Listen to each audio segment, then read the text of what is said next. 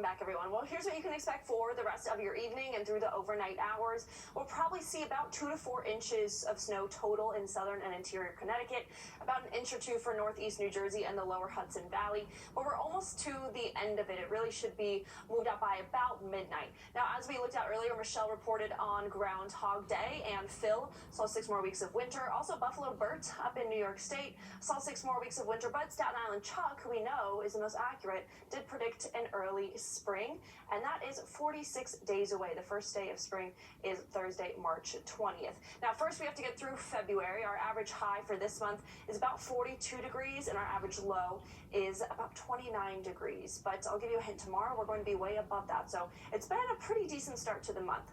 Current temperatures right now, 31 degrees in New York, 37 out on Long Island. So it's going to be really hard for any snow to continue falling out east because we are above freezing. Same thing down the shore in New Jersey. But it's a different story for places like Hartford, where it's 24, 26 for Poughkeepsie, and 28 for White Plains. So we'll likely still see some snowfall, again, probably through about midnight, and then it will be clear. We have very calm winds throughout the area, though, so we're not really dealing with much of a wind chill factor. It's pretty calm out there, and we're already warming up a lot from where we were yesterday, and that's going to continue, about a 5 to 15 degree difference throughout the tri-state right now. And that's because of this warm front that passed through. It also brought the system with it, though, the snow, so it's kind of ironic. But then we'll be clear for the next couple of days. A little bit of rain that we're going to see out east still for the next couple of hours, and again, still a little bit of snow that we're going to keep accumulating over for parts of Connecticut and the lower Hudson Valley. But then tomorrow we're just going to deal with a mix of sun and cloud cover before Tuesday. It's going to be a little bit more sunny, and then Wednesday we're dealing with a similar system where we get some snow but have a bit of a wintry mix, so it's probably going to be a mix of rain and snow for Wednesday depending on how those temperatures turn out.